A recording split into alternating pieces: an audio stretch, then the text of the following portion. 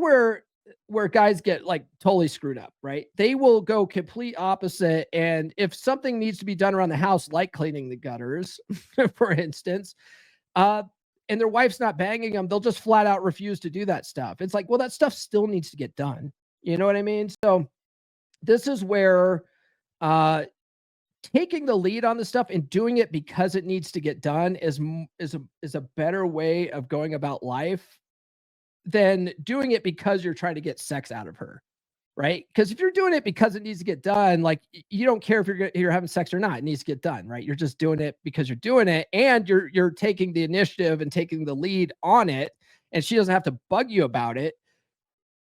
That's actually going to do more for you to build attraction than waiting for her to tell you to do something and then you do it because you think you're going to get something from it. Does that make sense? I hope that makes sense. Okay.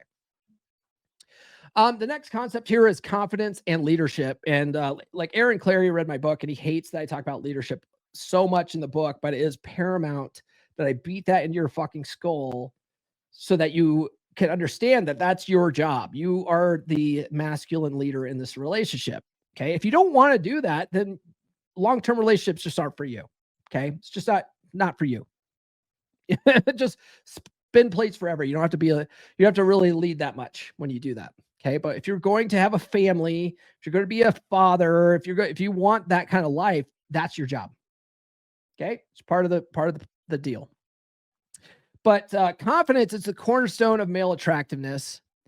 And one of the things that Dr. Glover talks about in Dating Essentials for Men is that women respond to confidence the same way as men respond to a great pair of tits, right? They are hardwired to respond to confidence. So learning to not deer shows confidence in your ability to make decisions and lead the relationship. And that confidence by itself really drives attraction. Your wife can't help. She can't help but respond to that. Okay. Women are drawn to men who act decisively and trust their gut, right? You know what you're doing is right. And even if you're not sure it's the right decision, you know that it's the best decision you can make in the moment. And if it doesn't work out, you'll course correct, but everything will be fine, right? If you have that mentality, hey, everything's going to be fine. Everything's going to work out. It's all going to come out in the wash. Don't worry about it, baby. She's going to be like, ooh, yeah, I like that. Let's do your plan. I trust you, right? If you really have this sort of air about you that like it's all going to work out. Don't worry about it, baby. She's going to believe it too. Okay. And she's going to be drawn to that. That's why one of the things I tell guys, when they do the breakthrough calls with me, like there's of the guys that come to me and really see results, they have 4 specific qualities. The guys that get results have 4 specific qualities. And one of them is they're decisive, right? They know like, okay, I'm going to go with my gut here. I know I can't do this on my own. I'm going to get someone that can walk me through this. And they make that decision right there on the spot, right? Those guys do well in the program. Guys who are very wishy-washy, can't make a decision for shit. Guys that do analysis paralysis and they have to think about it for weeks on end. They don't do that well because they don't trust themselves to make good decisions, right? That kind of stuff kills attraction. So you got to learn to be more decisive, okay? Because that being more decisive not only will help you be more attractive to your girl, get her to fuck you again, but it also will help you in all areas of your life. Like successful people are naturally more decisive. They make decisions very quickly and they change their minds very rarely. Okay.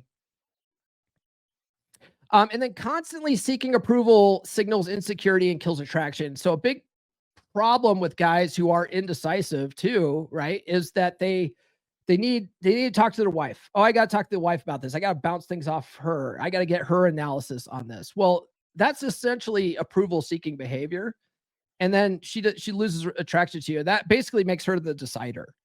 If you're like, I need to get her sign off on this, that makes her the boss. That basically makes you the woman in the relationship. Okay. All that kind of stuff signals insecurity and it kills attraction. The next concept in the chapter is boundary setting. So boundaries are paramount. We talk about them a lot in the show. We talk about them in AJ's books, which we've been going over on Fridays. Is a prevalent concept in this book. It's a prevalent concept in the Red Pill. But boundaries assert self-respect, and they also communicate that a man values his needs, right? And a big problem with nice guy syndrome is that guys go out of their way to caretake and people please and do everything to make other people happy and meet other people's needs, and never make sure they get their needs met. And then they resent their wives or girlfriends because their wives or girlfriends aren't meeting those needs. It's like, well, you've never communicated those needs. And you do that. A part of that is through assertive communication and boundary setting, right? Now, women, they really respect men who enforce boundaries confidently and consistently.